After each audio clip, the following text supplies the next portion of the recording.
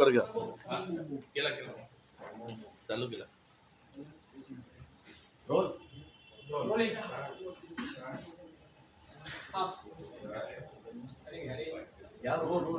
मंत्रिमंडळाचा विस्तार इतके दिवस लोटूनही अजून होऊ शकला नाही. शेवटी नागपुरात होते आहे. काय सांगाल? काय खरं तर आता मंत्रिमंडळ काय होईल नाही होईल त्यांचं ते करत बसतील.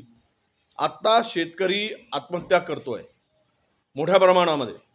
सोयाबीनला भाव नाही, कापसाला भाव नाही. यांनी सांगितलं होतं की कर्जमुक्ती करू राज्याची, त्याची वाट पाहतोय आम्ही.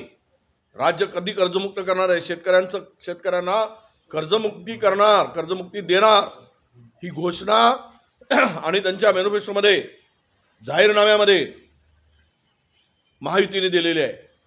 आम्हाला पहिल्यांदा या मंत्रिमंडळ तुम्ही नागपुरात करा, मुंबईत करा, तुम्ही मंत्रिमंडळाची चिंता करत बसा. आम्हाला त्याच्याशी काही देणं घेणं नाही. आम्हाला सरकार आलेलं आहे, तुमचं लोकांनी मॅन्डेट दिलेला आहे. आता सोयाबीनला भाव कधी देताय, कापसाला भाव कधी देताय आणि शेतकऱ्यांची कर्जमुक्ती कधी करताय, याचं उत्तर आम्हाला सरकारकडून पाहिजे आहे. आणि ते त्याच्यावर आमचा सरकारकडे आमचा प्रश्न आहे. थंडीचे दिवस आहे. हिंगोलीमध्ये 43 ज्या महिला त्या शस्त्रक्रियेनंतर त्यांना खाली जमिनीवर झोपवण्यात आलं. आरोग्य विभागाचं तर बट्ट्याबोळ झालेला आहे. बोगस औषधी, बोगस खरेदी, भ्रष्टाचार. आता बघतो आम्ही किती स्वच्छ कारभार करतात ते. चोरांचा सुळसुळाट झालाय. तुम्ही कितीही पैसे खा, 100ची नोट खा, 500ची नोट खा, पण लोकांना जे मूलभूत गरजा आहेत ते तर द्या. जर यावेळेस इतका म्हणजे ओल्या बाळंतींना जर खाली झोपायची पाळी आली, शस्त्रक्रिया करणाऱ्यांची खाली झोपायची पाळी आली, तर हे आरोग्य विभाग काही अस्तित्वात आहे का महाराष्ट्रामध्ये? आणि सरकार येऊन इतके दिवस झालेत, आज महिना लोटलाय, सरकार आला कशासाठी? निवळ काय मंत्रीपद, सत्ता, उपमुख्यमंत्रीपद, मुख्यमंत्रीपद मिळवण्यासाठी आहे काय? महाराष्ट्रातल्या जनतेला वाऱ्यावर सोडून तुमचा काही होत नाही. तुम्ही आपसात बसून मार्ग काढत नाही आणि महाराष्ट्रातल्या जनतेला, शेतकऱ्याला न्याय देत नाही. त्यासाठी आमच्या अधिवेशनामध्ये हा फोकस असणार आहे. अधिवेशनामध्ये आम्हाला सरकारकडून अपेक्षा आहे की शेतकऱ्याची कर्जमुक्ती घोषणा केल्याप्रमाणे घोषणा करा. निर्णय घेतल्याप्रमाणे, तुम्ही लोकांना आश्वासन दिल्याप्रमाणे कापसाला 10,000 रुपये भाव द्या, सोयाबीनला MSP प्रमाणे भाव द्या, ही आमची मागणी असणार आहे.